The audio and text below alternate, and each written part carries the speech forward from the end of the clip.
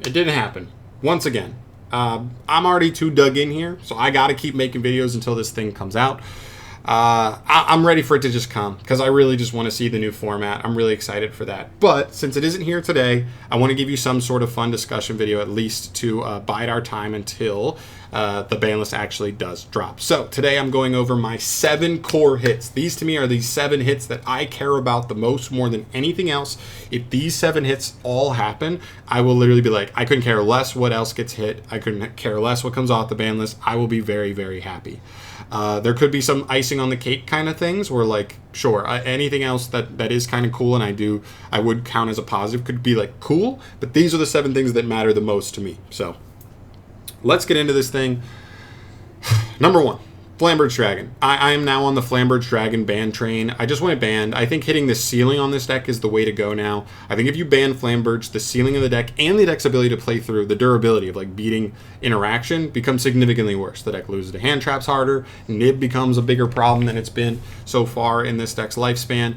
I think banning Flamberge is a good route. Some people also want Original to get banned, but for me, I kind of like that engine could still be useful for the, you know what I mean, the Rescue Aces of the world, the Fire Kings of the world, the Infernoids of the world, and a couple other decks too. I honestly think that's like a nice piece of the puzzle.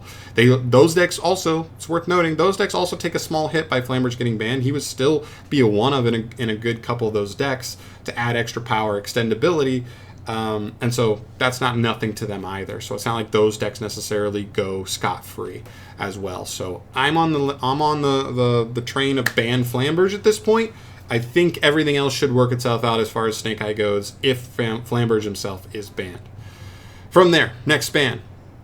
I'm terrified of some of these really good decks still being really good, even if Flamberge gets banned, right? And these other decks rise up. So Albion. I already talked about this in the degeneracy portion of, one of these discussions, waiting for the ban list. Branded will still be good and totally fine competitively, even if this card gets banned. I just think the Puppet Lock shouldn't be part of that strategy, especially strategies like really not been hit in the TCG like at all.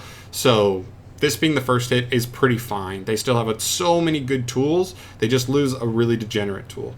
So I'm totally cool with that. Next up, Hot Red Dragon Archfiend King Calamity?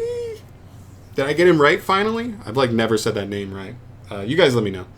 But anyway, yeah, this one actually doesn't technically have to happen on this list. It could happen on the next list, but I still really want to see it. I've been waiting for it for so long. We finally get confirmation of new support in the next core set for Centurion, and we finally get like a crazy Synchro 8 for the strategy that's really, really good. And I think that card may be enough to boost the power level of Centurion to where it doesn't need to rely on King Calamity anymore. So I really want to see him gone. Kind of same idea as Albion, just degeneracy. Get the degeneracy out of here. I still think both of these decks can compete at high levels, especially with the rest of these hits, if these degenerate pieces are gone, and just in a more fun fashion. I just want fun Yu-Gi-Oh! And the last actual ban is Beatrice. This is kind of my preemptive, a little bit early Fiendsmith hit. Like, Fiendsmith is good. It's good in a lot of ways. But when I really look at Fiendsmith, I'm like, I don't have, like, the hugest problem with Fiendsmith. Do I love how not degenerate, but splashable it is? No.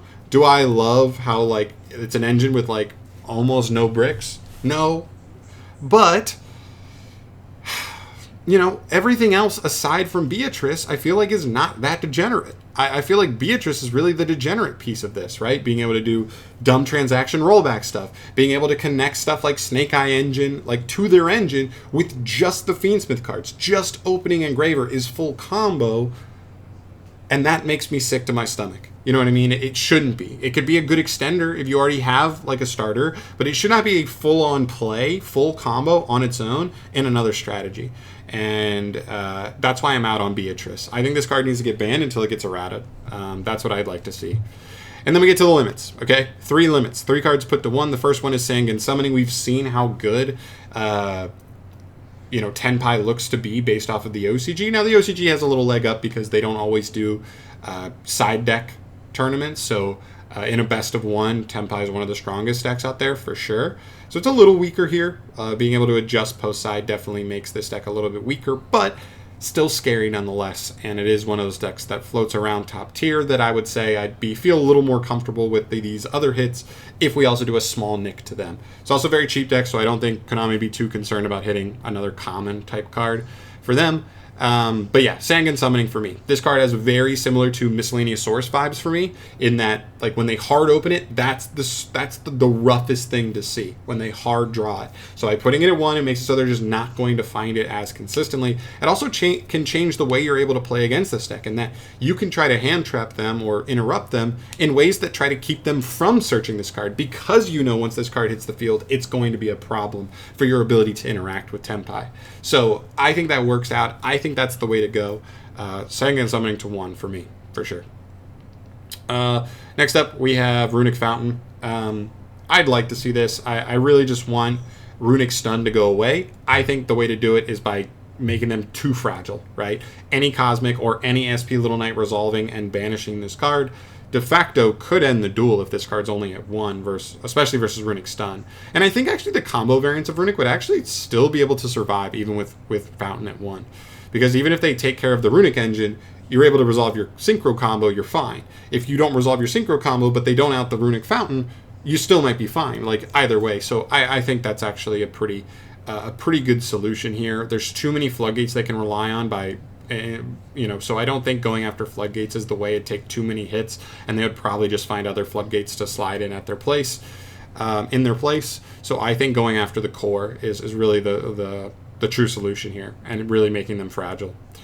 And the last hit I have here is Phantom of Yubel. Now this one is weird because I wasn't sure exactly what to hit. Phantom maybe isn't the correct solution here because it's so expensive, and so it's probably not super likely Konami goes after like the chase card in a fairly recent set.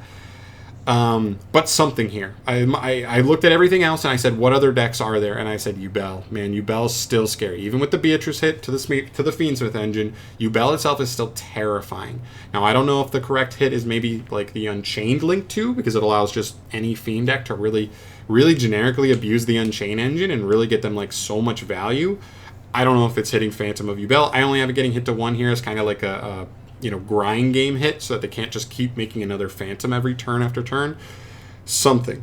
This one could be a question mark, but I just have Phantom kind of representing it. Some hit to Yubel would be huge, and I'd love to see that. Because I'm terrified of Yubel if all these other hits happen and like nothing else happens to Yubel. I really don't want them to just step in, carry the torch on from Snake Eye, and just be like the best deck for the next 3 months. Like no question asked, and kind of just dominate the format. That's not where we want to be.